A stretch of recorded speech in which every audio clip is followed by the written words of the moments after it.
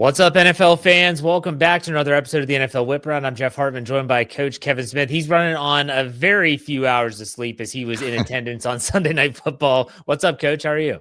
What's up, Jeff? I got home around 1 a.m. and then banged out an article that, Jeff Hartman, my boss, is so damn demanding. I had to stay up till 3 a.m. writing an article. So I could share the text message. I said, hey, man, whenever you get it to me, it's fine. And you chose to do that. That is not me being like the editor who's cracking the whip, but it is the NFL Whip Round, so you never know. There's a lot to talk about. I think we want to start off here, and there's kind of the thought process as we slowly get into the late fall, early winter. This is when defenses normally kind of enter the equation. This is when sometimes the offenses start to slow down and defense reigns supreme. And I hate to say that because in today's NFL, it's always an offensive performance and an offensive-driven league. But there were some standout performances on the defensive side of the ball. You want to highlight a couple of those, and then we have an ultimate question amongst those. So who do you want to highlight? So, I got to see the Eagles up close. And it was a dominating defensive performance by that unit. Jared Goff looked skittish and uncomfortable all night. Philly had 10 passes defensed. That's a huge number. 5 of them were batted down at the line of scrimmage. And Jared Goff's a big guy, 6'5", so it's not like they're knocking down Kyler Murray's throws here. They just have such a combination. These monsters in the middle on the defensive line, Davis, and who's the other one? Carter. Thank you. Jalen Carter, yeah. The edge rushers, the Jalen Phillips, great addition. Fast linebackers, maybe the best secondary in football. Quinyon Mitchell, Cooper DeJean. The fact they landed those two guys in the same draft last year. And then they got Vic Fangio, maybe the best coordinator in the league. So, between Philly and then the Rams picking off Sam Darnold 4 times, they've got a phenomenal defense. The Broncos frustrated Patrick Mahomes. They're far and away the league leaders in sacks. Yeah. You've got some really good defenses in the NFL right now. All right, so you bring up those 3 defenses, and I think most would agree that those 3 are kind of like the who's who amongst NFL defenses, at least at this juncture. So if you had to pick one defense, and you're saying I'm riding with this defense to win me a playoff game or a really big late season, regular season contest, which one are you choosing? That's a tough question. Yeah. They're all phenomenal defenses, great coordinators, right? You got Vance Joseph with the Broncos.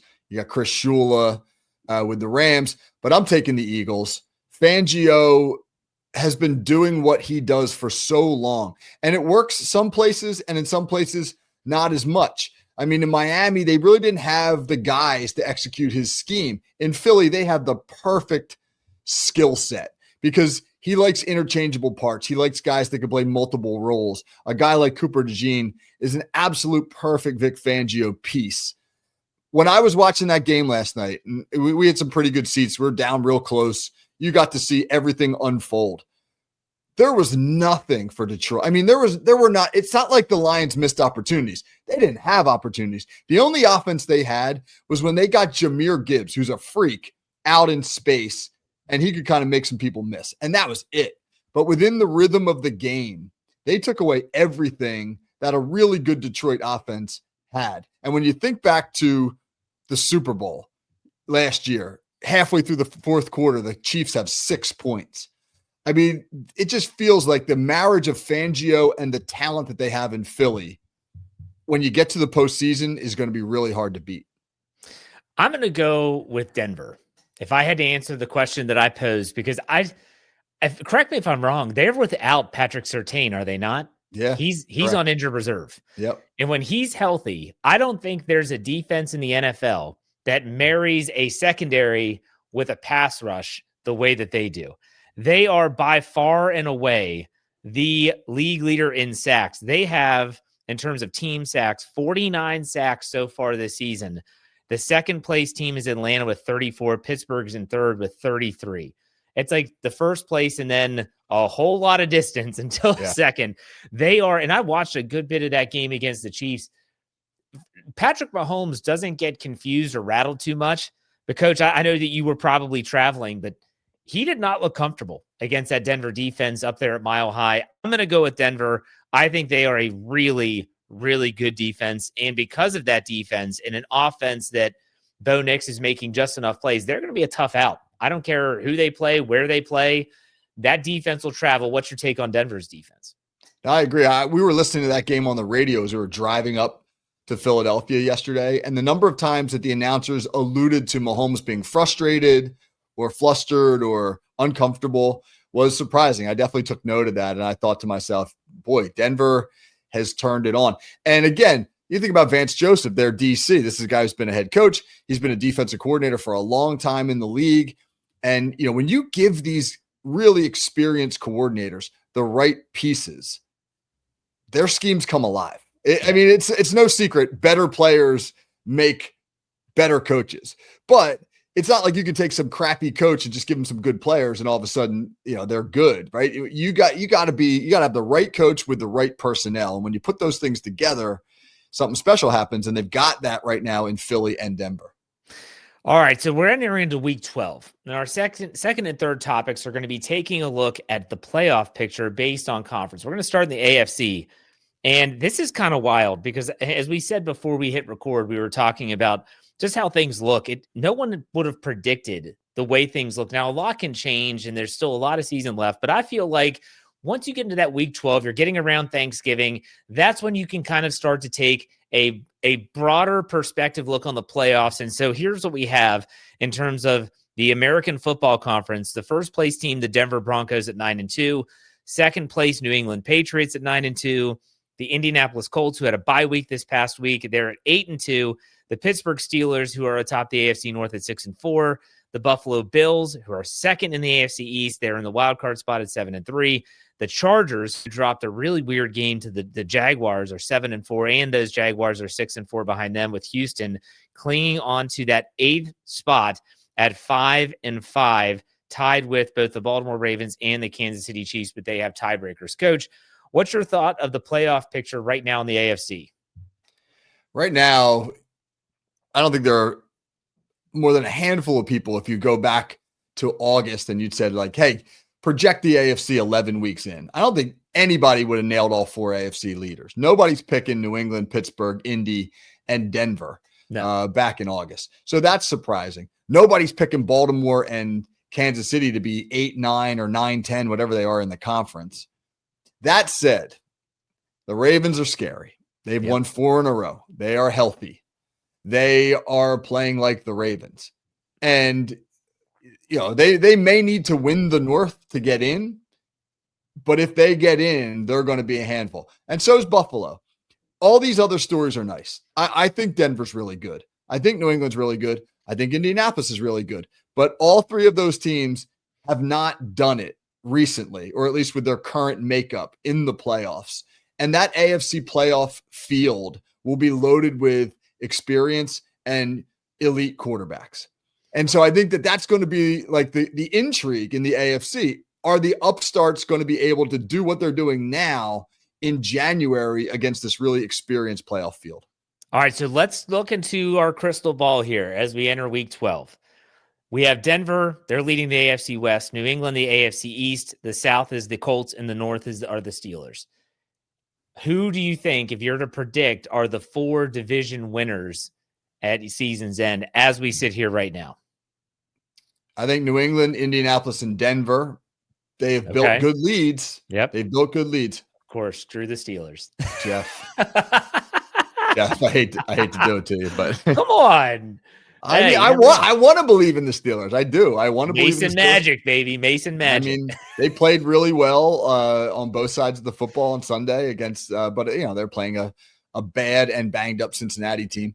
I mean, it just feels until something disrupts this narrative that Baltimore's getting right. And there's still 2 games between Baltimore and Pittsburgh. So, hey, who knows? If Pittsburgh splits, they might be able to hold them off. There's a lot of football left to be played. We'll see how that plays out. Let's go to the NFC now. The NFC is I don't know if you would say it's predictable, but here you have the first place Philadelphia Eagles at 8-2, the Rams second place at 8-2, the third place team, the Chicago Bears, who are now atop the NFC North at 7-3. Tampa Bay still leads the South at 6-4. Then you have the Seattle Seahawks at 7-3, the Green Bay Packers at 6-3-1, And the 49ers at 7-4. Detroit now an 8th at 6-4, with Carolina hanging around at 6-5. And then there's kind of a pretty steep drop off until 10th. You have the Minnesota Vikings at 4-6. Way more top heavy, in my opinion, the NFC compared to the AFC. What's your takeaway here? Yeah, the NFC is a little more chalk, as they say. Yeah. Chicago's a nice story, but again, I'm going to wait and see on them. When you look at their schedule, I mean, they don't really have too many impressive wins. They got some good games coming up. They're going to have to play the division. They got Pittsburgh this week, Detroit, and Green Bay coming up. So we'll see if the Bears are for real. The team that kind of is still lurking there, and that you think to yourself, like, hey, as we get towards the playoffs, right? I think those San Francisco 49ers are quietly, we forget, man, they were a really good team with much of this current makeup for, 3-4 years, and then just fell off last year. And, they if they get healthy, they could surprise some teams in the playoffs. So the NFC less predictable. I still think, Phil, you got to go through Philly. If Philly gets home field advantage, and they own the tiebreaker on everybody, they're 7-1 in the conference, and they've already beaten many of those other teams at the top in the NFC. If you got to go through Philly, I have a hard time seeing anybody else coming out of the NFC. The Rams almost did it last year, and I think they've gotten a little bit better this year in terms of defensively. They got Devontae Adams now with Puka Nacua. That's a good pairing. Don't you think that's the one team that could go in there and maybe beat them? They could, but I'll just tell you, man, being in that stadium last night, that place was rocking. Well, first of all, an 8:15 start in Philly gives the fan base an awful lot of time to warm up, if you know what I mean, Jeff. They were warmed up. They got all lubed up. Yeah, for sure. They were, yes.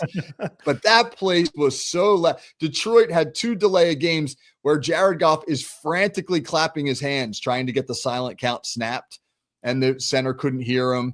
The wind is howling. There's debris, pretzel wrappers and whatever blowing all over the place. It's a tough environment. Now, that said, the Rams almost beat them in the snow last year. So you're right. Yeah. That they could be the team. All right. So I want to ask you a similar question in the NFC that I did in the AFC. But we know Philly's got the NFC East basically locked up. They're not going anywhere. No one's going to challenge them. The NFC East is not what it was a year ago. But the Bears are currently first place at 7-3. The Lions are at 6-4.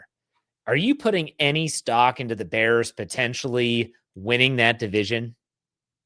No, but I mean, you're not 7-3 in the NFL by accident. You got to be. It's a league where the margin of error between being pretty good and pretty bad is not that great, and so you got to win the close games. And the Bears have won 3 straight games by 1 score or less. And they're doing that. They're winning close games. One of those games was a 47-42 shootout. Yesterday, they won 19-17. So they can win in a shootout. They can win in a low-scoring game. And when you win games like that, it builds a confidence in your locker room. It's that trial or baptism by fire thing where you get stronger as you gain that confidence. Ben Johnson, we know, is an excellent coach. But still, man, I'm not putting that stock in any of these teams that haven't done it in January until they do it in January. Yeah, it's crazy because I said Detroit 6-4 and Green Bay 6-3-1. That NFC North, I feel like, is going to come down to the last week of the season. We'll see how that plays out. But all right, there's a little way too early look at the playoff picture. We'll keep tabs on that as we go. But let's talk about Week 11 specifically. There were some takeaways. There were some games that were just absolutely, I want to say the word befuddling is a good way to describe it. I mentioned this earlier. How did the Jacksonville Jaguars beat the Chargers 35-6? You throw in some crazy outcomes, whether it's the Chiefs losing, and then we talked about that game. You talk about just there were some great games. I thought that there were the Bills and Buccaneers 44-32 was unbelievably entertaining, a lot of scoring. What was your takeaway from Week 11, Coach? I'll double back on what I just said. I don't think the margin of error, or really the better way to say it, I guess, is the gap between most of the teams in the NFL is very big. And so I think, you see a little bit of separation at the top. You see some bad teams at the bottom, but you got a big group in the middle. I mean, the Chargers can look great one week and can, look like a dumpster fire the next. We've seen that happen before. Maybe the Jacksonville Jaguars just own the Chargers. Remember that that playoff comeback win a couple that's years right. ago, right? That's When they were right, down yeah. 27-0 and stormed back. So it just feels like it's tough to be able to hang your hat on much right now in the NFL. All right, we got to talk about this. I got to talk. Your buddy Kevin Stefanski, you've been fortunate enough to know him, to meet with him and talk with him on several different occasions at the Combine. He's been on your podcast a bunch. He's given up play calling duties, and that happened a couple weeks ago. But then when Dylan Gabriel left, I think was concussion was the actual injury. And here comes Shedeur Sanders. I want to give you an opportunity to kind of vouch for your guy. And what do you think about that mess that is the Cleveland Browns right now? And Kevin Stefanski has said all along, publicly and privately, that this needs to be a redshirt year for Shedeur Sanders. That Shedeur Sanders is a guy who was taken in the 5th round because he's not ready to play NFL football yet. That he's just not yet there in terms of his understanding of how to play the quarterback position at the highest level. That a lot of the success that he had at the college level was in part because he's a very gifted young man. He's got lots of physical attributes that make him a tantalizing talent, but also because his coach, his father, shielded him from a lot of the things that he struggled with. That rather than let him maybe go through those struggles and learn from them in order to elevate his draft stock or the way he would look in the eyes of NFL scouts, just minimize the things that he would have to struggle with. But unfortunately, that kept him out of learning a lot of the quarterback position. So Kevin Stefanski has said publicly, we don't want him to have to play this year. And the way that they set it up, he wasn't supposed to. I mean, you remember back in the summer, they had 4 quarterbacks, right? But then Kenny Pickett got traded. Then Joe Flacco got traded. Then Dylan Gabriel became the 1 and Sanders became the 2. And then yesterday, Gabriel gets a concussion and Shedeur shows up and it was not pretty. No, it wasn't. And there are people out there, Mel Kiper, and there's other apologists that just are trying to cling to these narratives. It just doesn't make sense. And it's slowly becoming known that I don't think this was a blackball situation where the NFL conspired against Shedeur Sanders, but it's more of just like you said, he doesn't look ready. He doesn't look like he is at that stage where he can read the defense. Roquan Smith, they played the Ravens yesterday, in case you didn't know. He is a veteran linebacker, said when he entered the game, we knew that we could really confuse him because he's not ready. He doesn't look like he's ready. And guess what? He goes out and throws a pick six. I think it was a pick six. He definitely threw an interception and it completely shifted. And you have people that are showing a check down to Jerry Jeudy, and Jerry Jeudy makes a great hustle play to get it first. And like, look at Shedeur Sanders to check it down. What are we talking about? I don't know. It's a very weird, polarizing narrative that's out there among Shedeur Sanders, but we might get to see him again next week with Dylan Gabriel in the concussion protocol. Let's go to the other AFC North game. I want to get your take on what happened between Jamar Chase and Jalen Ramsey. I'm sure you watched it. You've probably seen the video that is circulated. It does show that Jamar Chase did spit on Jalen Ramsey. I told you this before we recorded. I've never spit on anyone. I've never been spat upon. So I can't say, like, yeah, if you do this, I'm going to spit on you, or I'm going to do this if you spit on me. What's your take of Spitgate, Coach? Spitting on someone seems like the most disrespectful thing that you can do to a person. Yeah. You know, it's sort of the equivalent of in the Victorian era, a woman taking off her white glove and slapping you in the face with it. You know, it is received as a unbelievably disrespectful gesture. And we saw in the season opener this year, Jalen Carter of the Philadelphia Eagles spit on Dak Prescott, and we saw him kicked out of that game and then suspended for a week.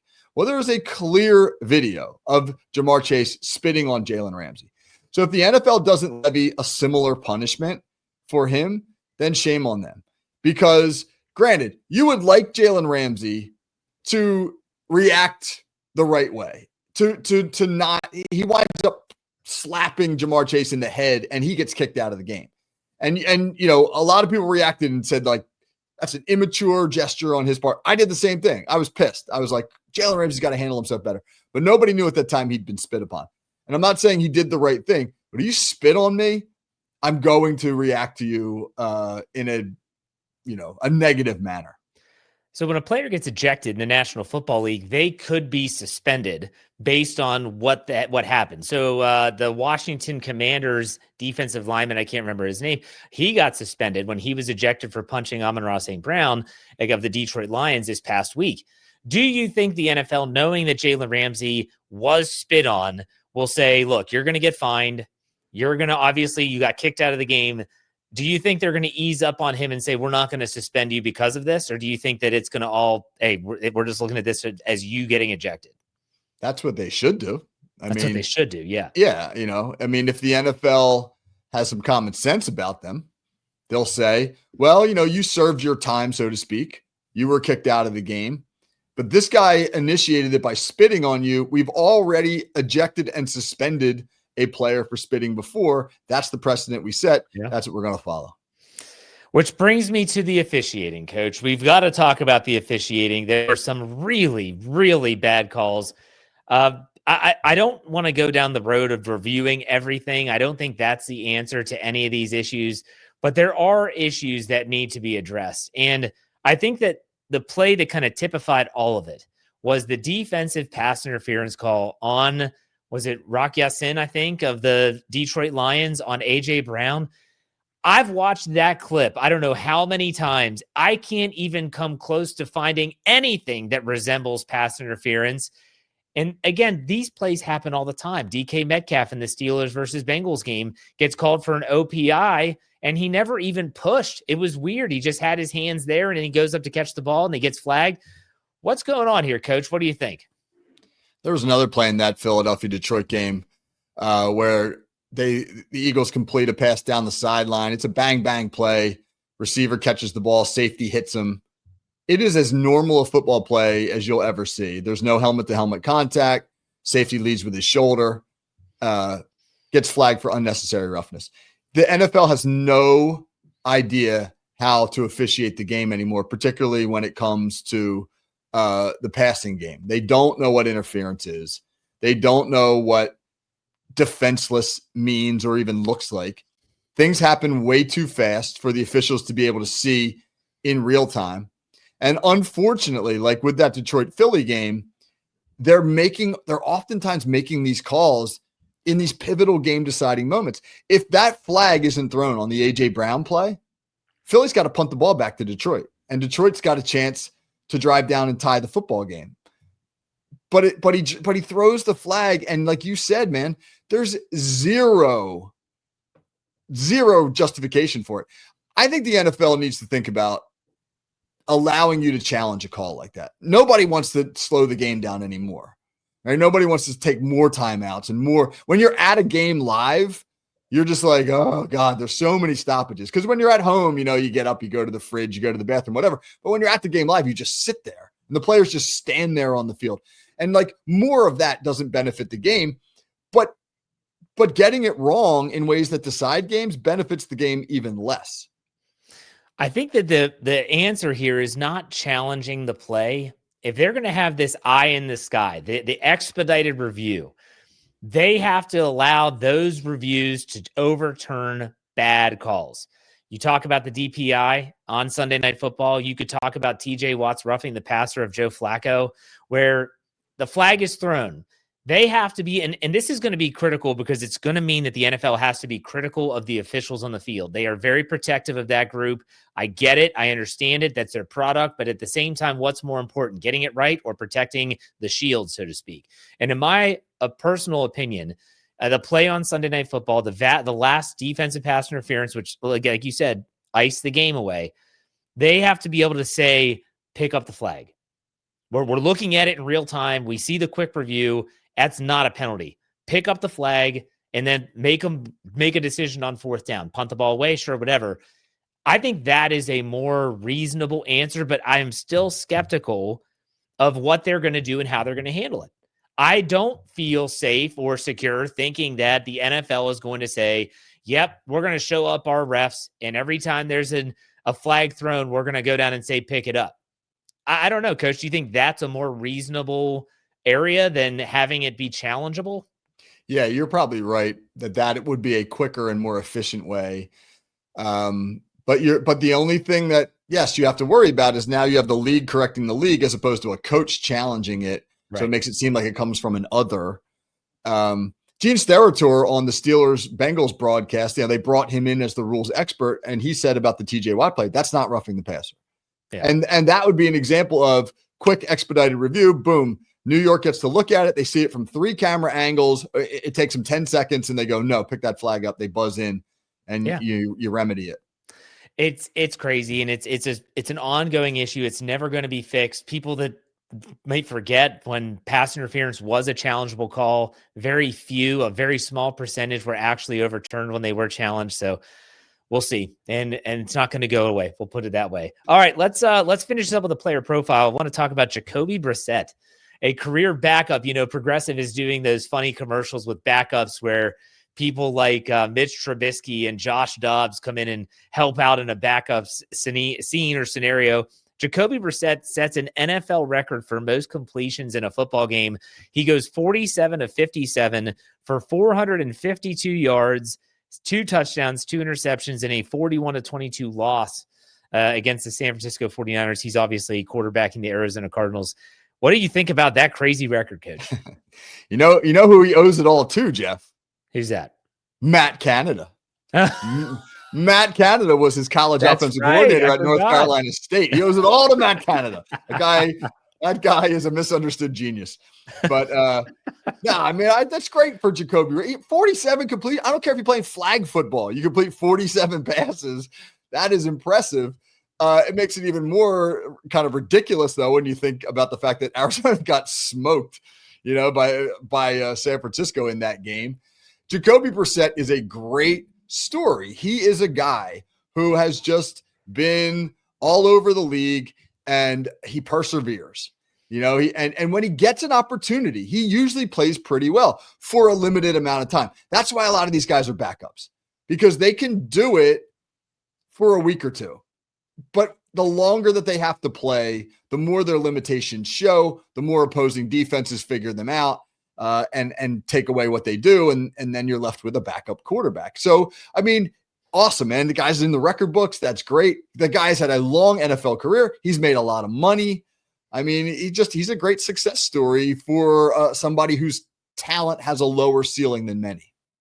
Ultimately, Jacoby Brissett is going to end his career at some point, but he'll always have that game. He'll always be in the record books, at least until someone throws 48 completions in a football game.